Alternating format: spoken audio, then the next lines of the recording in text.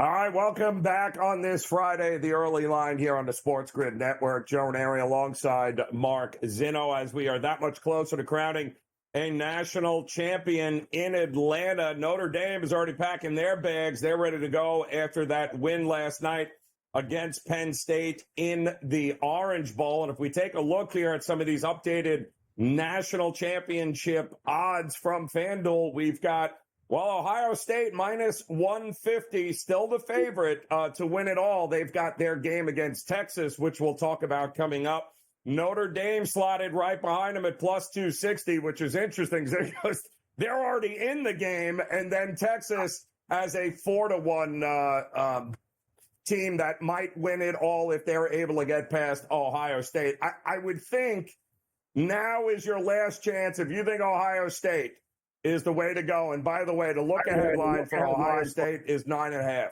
And that's a problem, Zin. That's a two-score difference between Notre Dame and Ohio State. I'm wondering what that will look like on the money line. What do you think of the future odds here? Should you bet Ohio State now? No.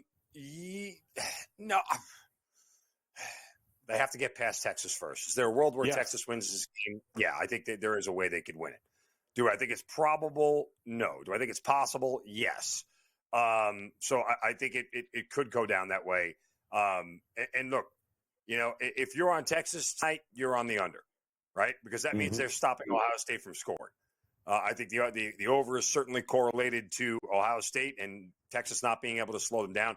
Remember, these are two of the best defenses in the country. I just think it's interesting. Like, if you wanted to take Notre Dame right now at plus 260, you're not getting that if Texas ends up getting past them.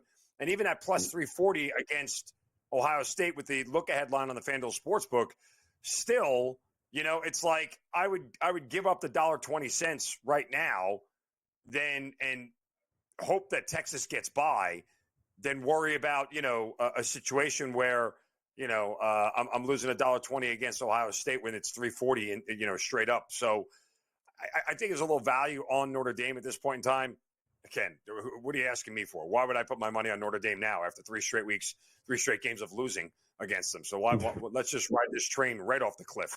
But still, I think that when you look at that look-ahead line, the amount of, it's not even disrespect, but the delta between these two teams, it's pretty dynamic because Texas and Notre Dame were 3 and 4 in the rankings, and now you're talking about a 8-point difference between the two of them in a spread against Notre Dame, right? Yeah. I mean, they were a 1 point or a 2-point dog. What are we talking? I'm sorry, 5 points, 6 points. So again, it's pretty interesting to see what odds makers think of Notre Dame along the way here. And again, slight favorite over Georgia. 7.5-point favorite over Indiana. For them to be flipped to a dog is kind of interesting at this point in time, given who they're going to play in the final.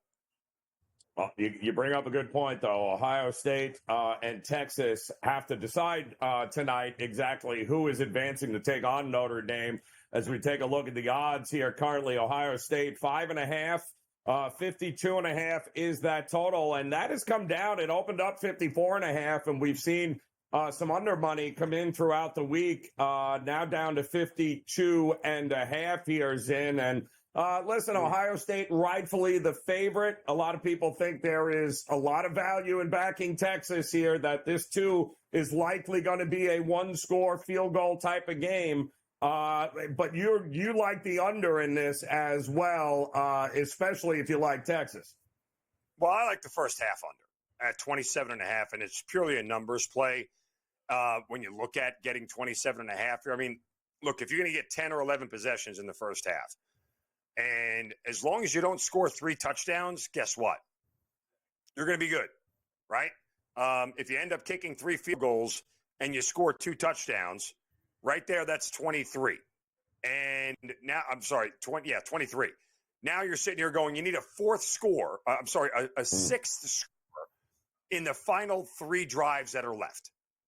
It's just a numbers play in and of itself. Like, I have to trust the fact that these are the best 2 defenses in the country and have been all season long by a wide margin, and that both of these coaches, who have sort of pucker factors to themselves, will end up playing a little conservative at the outset to not make a mistake for the other team because they know the defenses are that good. So they may end up punting more. And again, if we get 1 or 2 stops early, Joe, all I got to really avoid here is the quick touchdown strike, the 80-yard touchdown pass, the 70-yard touchdown run.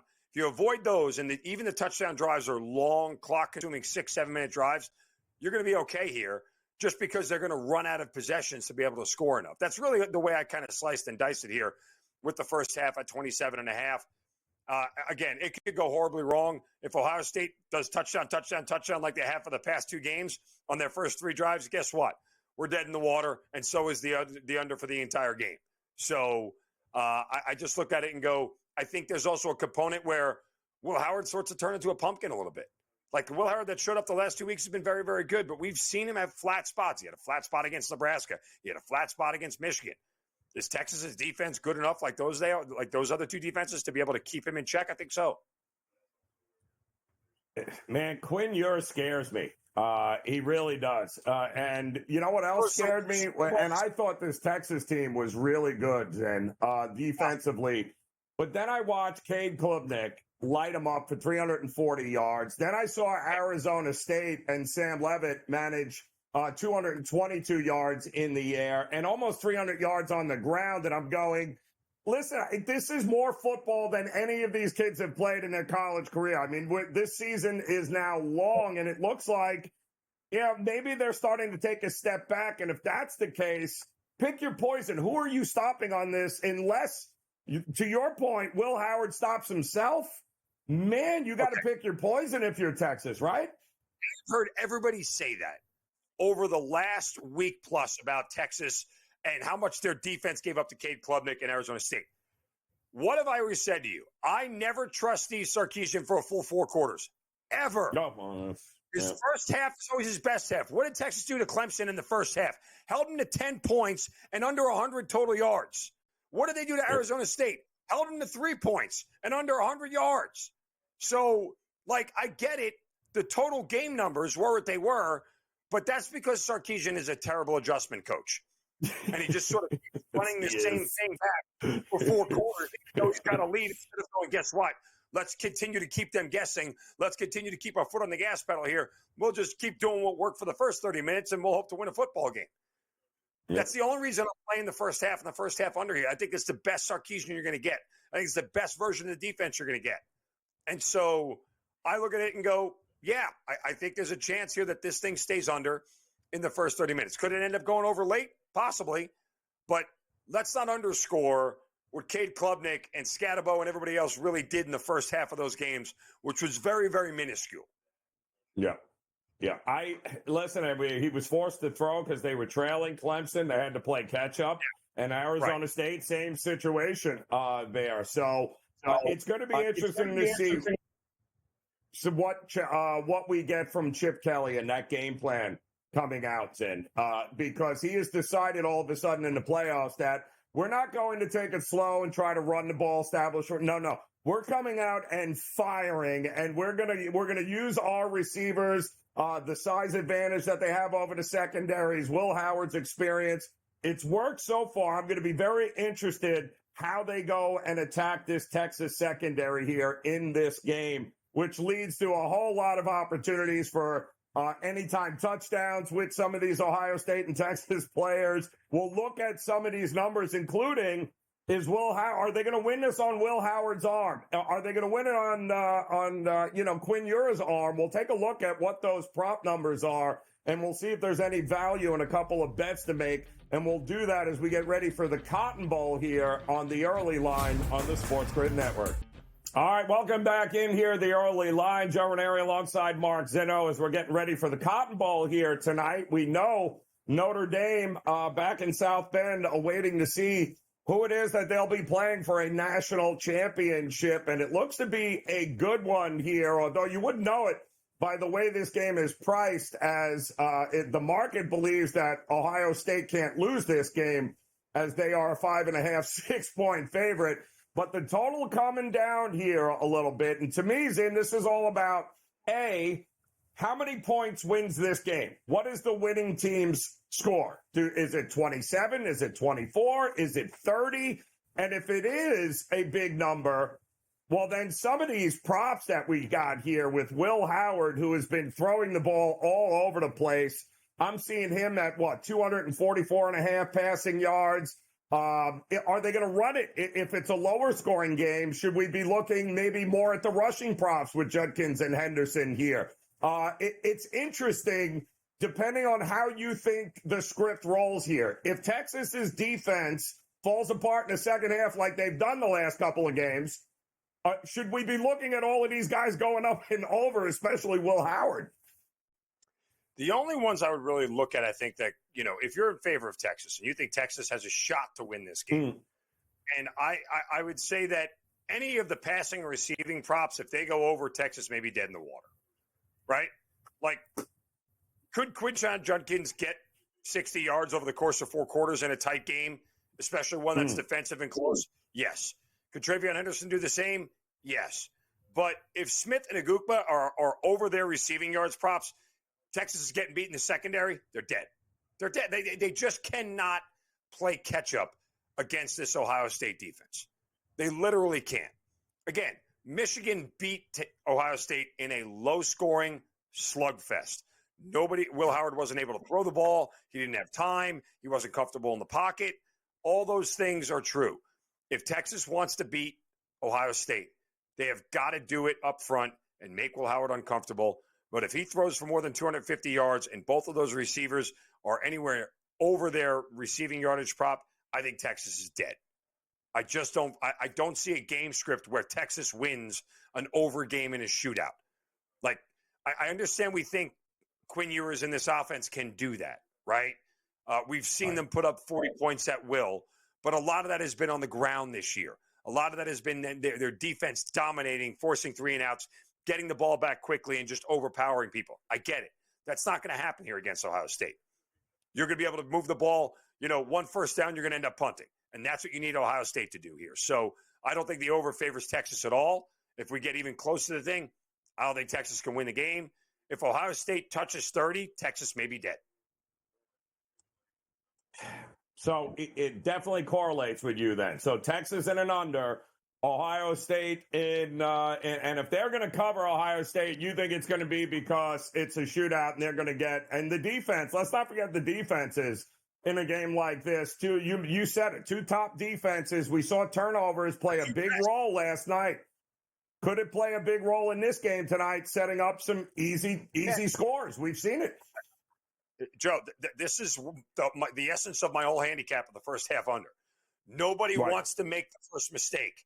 Nobody wants to give the other team a short field, because while these defenses are great, if I only got to go 30 yards, guess what? I'm likely giving up points, at least 3. So that's not what you want to happen here, and continue to put good defenses on short fields and ask them to make stop, and hope the team settles for a field goal. So, yeah, I think takeaways will be a big part of it.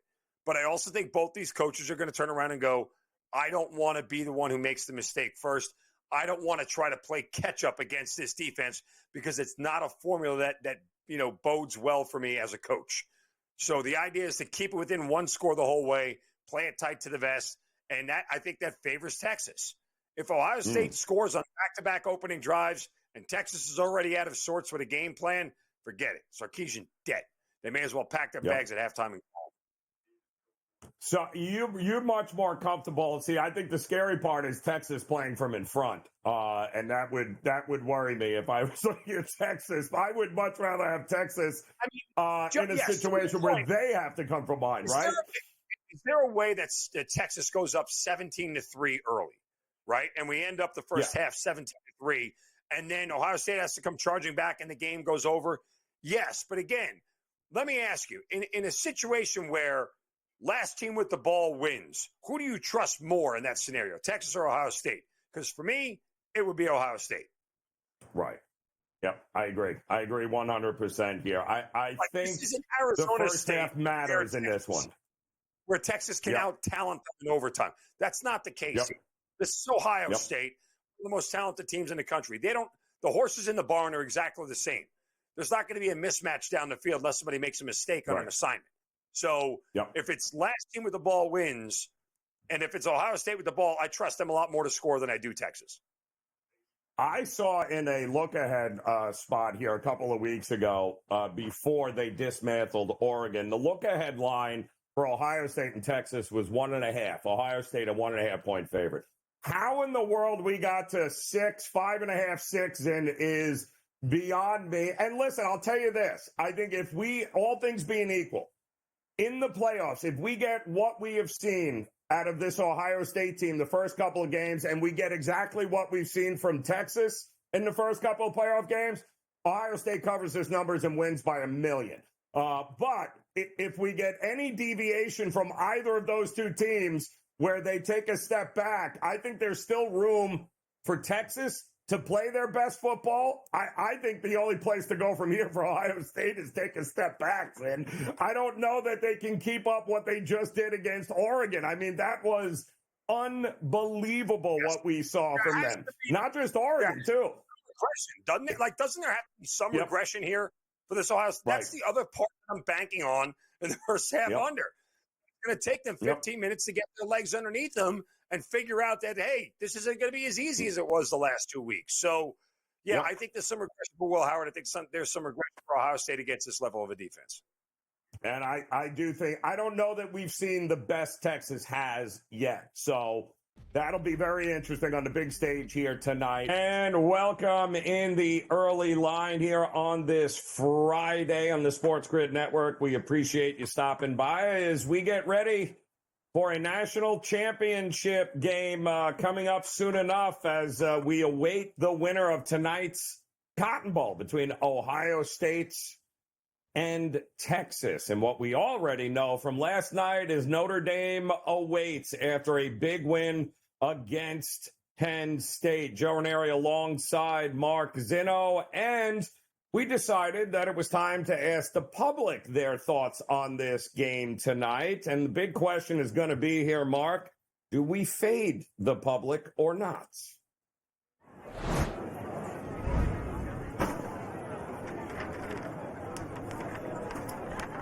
So the question was pretty simple here. We wanted to know what the best bet for tonight's matchup was here, Mark. And we wanted to know, is the 5.5 for Ohio State the way to go? Should you take the points with Texas, or is the total the best way to go? Look at the over or under 52.5. And here we are, about 50%. Zin thinks that Ohio State laying the 5.5 is the right way to look in this game. So I ask you, are we fading the public here tonight? I would. I mean, I'm not going to lay 5.5 with Ohio State, period. It's just not what I want to do against this defense. I understand Texas doesn't look good. I understand they got pushed to overtime by Arizona State. I understand all those things. But again, I truly believe that it's Texas and the under are the right sides in this game. And the only way Texas has a chance to win the game is to limit Ohio State scoring. So I'm on the exact opposite side of the public on the over and the exact opposite side of the public on the side here. I could be wrong, but if Ohio State came out and led 21-0 in the blink of an eye, would anybody be surprised? No. Would I be dead wrong? Yes, but it would not shock me to see Ohio State continue that trend. Well, it would surprise me, to say the least. Like, I don't – Texas getting scored on that easily would be quite surprising. But to say Ohio State would be in command for the first 30 minutes wouldn't surprise anybody. Yeah, it feels like there is going to be a pretty good opportunity, Zin, in this game. I think certainly live as well, depending on who jumps out early.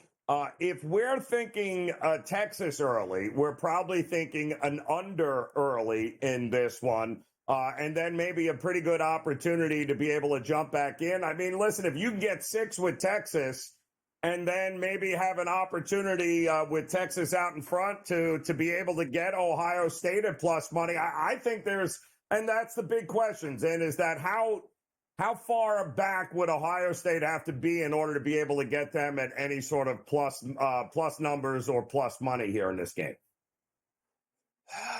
Well, I mean, sort of the algorithm would tell you at 10, if they went up 10-0. 10. If Right. Well, I was going to say if if Texas went up 10-0 here, you'd probably still have to lay 2.5 with Ohio State, which is a That's what I'm number thinking. where at that point in time, like I could get comfortable playing Ohio State, right? If they went up a full 14-0, you might get them at around even money, right? Like, on the money line, you'd probably get them around minus 110, 115 just to win the game outright, which would be the way to go. But I don't really think you see Ohio State plus money until it's a 3-score game. That's when I think the first time you see plus, a Ohio State plus points kind of scenario. I agree. I think we'd have to get at least a 2-score situation here with Texas in front in order for us to be able to get any sort of good number on Ohio State right now. But we did look at those future odds a little earlier in the show in regards to the 3 teams that are left, and Ohio State remains to be the favorite at minus 150. Notre Dame, who cashed their ticket last night, or punched their ticket last night, rather, to the national championship game at plus 260. And, of course, Texas at plus 400, which is probably what you can get them on the money line tonight, Zin. Is that about right? Or is there value? Well, let me ask you a question. Is the national championship coming out of this game one way or the other? What are you asking me for? Every time I bet against Notre Dame, they win. So, and I'm committed to doing it for a 4th straight game. I'm not lying. I'm going to bet whether it's Texas, I'm betting them again. I am that committed until I get this right. I'm that stubborn because I do not believe Notre Dame is the best team in the country. And I know that's not necessarily when we crown a national championship that happens. But regardless, they probably should have lost twice already, in my opinion. Neither here nor there.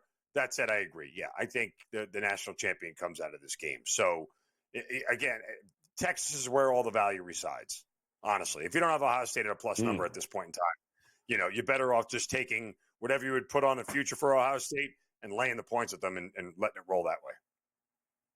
Yeah, it's a lot of people looking at it, and it's priced that way. So if Ohio State, and we saw the look ahead, by the way, if Ohio State wins this game, we've seen the look ahead number. It's 9.5. They'd be a 9.5 point favorite over Notre Dame. So I'll tell you right now, at minus 150 for Ohio State to win it all, now would be the time to jump in on it if you have not done so, because I don't think you're going to be able to get minus 150 if Ohio State is playing Notre Dame as a 9.5 point favorite there, Zin. It feels like you'd have to lay $3 before you'd, twice that, quite honestly, by the time the Notre Dame game comes around here next week. Yeah, early. Yeah, that's the point. And again, if you want Notre Dame, like I said, I would just take them as an outright future to win the whole thing at this point in time.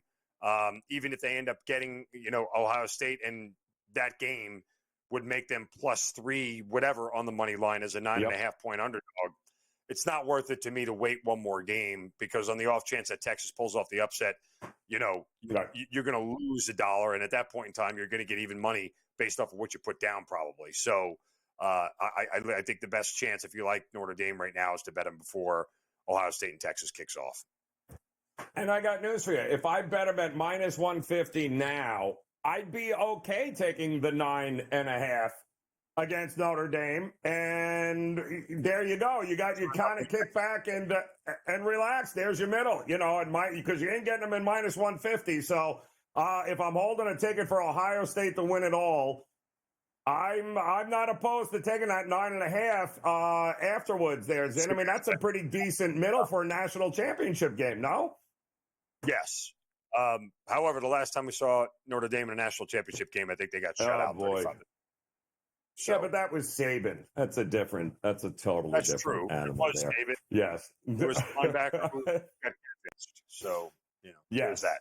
Yeah, totally different ball game there. But national championship game, a little bit of rest there, and finally we have gotten to that point after tonight. The Cotton Bowl, and by the way, don't let yourself be fooled thinking that this place is going to be overrun with Texas fans because it's the Cotton Bowl. Mm-hmm. I promise you Ohio State, Zin, will be well represented in this game tonight in Texas against Texas. For They show up and they show out in a big way, this fan base. Yes. And again, by the way, the ticket allocation goes to the college football playoff committee folks. So they give 40 and 40, and then 20% is open to the public. Right. So it's going to be pretty good, to say the least.